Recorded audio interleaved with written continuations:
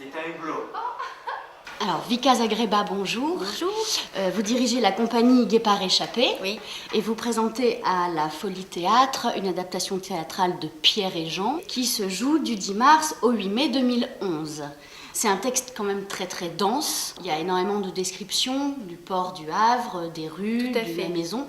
Comment est-ce que vous avez fait pour adapter? Vous avez coupé ces moments ou vous les avez transformés? On les transforme, c'est-à-dire qu'on essaye de garder ça pour l'atmosphère, de trouver des petits détails, de peut-être pas passer 10 minutes à parler du Havre, mais qu'est-ce qui pourrait s'en rapprocher par le travail sur les costumes, sur l'atmosphère sonore, sur les lumières, sur le port.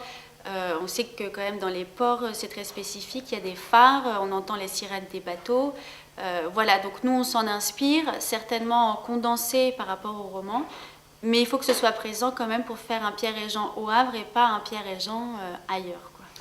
Monsieur Roland, Madame Roland, sa femme, leurs deux fils, Pierre, Jean, petit frère de Pierre, Madame Rosémile, Capitaine Bossire, ami de la famille Roland, votre serviteur.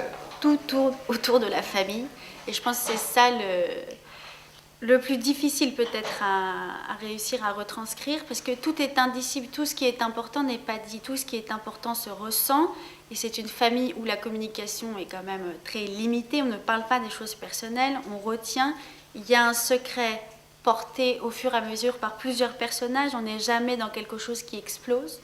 Moi, quand je viens ici, j'ai des désirs fous de partir. De m'en aller avec tous ces bateaux. Vers le nord ou vers le sud. Songe que ces petits feux arrivent de tous les coins du monde. Des pays aux grandes fleurs et aux belles filles. De tous les pays qui sont nos contes de fées. À nous, qui ne croyons plus à la belle au bois dormant. Je te laisse rêver d'aventure. Moi, j'ai besoin de marcher. Il y a un travail aussi assez cinématographique par rapport à la lumière et par rapport au son, du coup d'avoir des sons d'ambiance, d'avoir une vraie musique qui correspond à un vague à l'âme, à une action, voilà, à quelque chose de cet ordre-là. On a plusieurs fois des rondes musicales qui reviennent dans le spectacle et qui temporisent un peu, parce que dans cette pièce, la pression monte, monte, monte, monte. Et voilà qu'il est mort. Je t'aime parce que tu es son enfant. Et je ne pourrais pas avoir honte. Je ne pourrais pas. Si tu veux que je reste, il faut que tu acceptes d'être son fils. Reste. Oui. Mais Pierre, Nous trouverons quelque chose. sauve-moi de lui. Je chercherai, maman. J'ai si peur de Pierre. Je trouverai. J'ai vraiment utilisé la fiction du roman pour en dégager un spectacle, certainement pour te parler du travail de l'adaptation. Pour moi, elle est fidèle, mais il est vrai que je suis obligée, avec mon imaginaire, pour créer du coup un spectacle vivant et non pas juste le roman qui est lu, de trouver des formes et des liens entre les personnages, entre les scènes pour constituer un spectacle qui ne suit peut-être pas exactement le roman, mais nos personnages sont les mêmes, l'intrigue est la même. Et je pense que c'est quand même au travail du metteur en scène de mettre tout ça en 3 dimensions sur un plateau.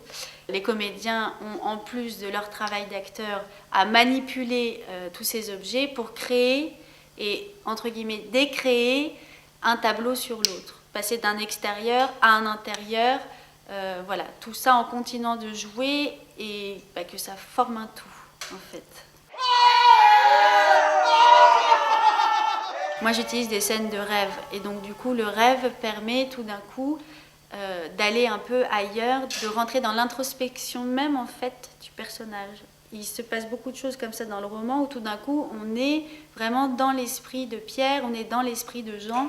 Et comment retraduire ça sur un plateau autrement que par un monologue? C'est-à-dire que nous, du coup, on a des monologues, on a un narrateur qui permet aussi de ponctuer, d'appuyer, de mettre en valeur, de cacher des choses aussi, et d'avoir des scènes de rêve qui sont plus de l'ordre comment exprimer l'introspection d'un personnage quand il est écrit sur un papier et le retraduire sur une scène.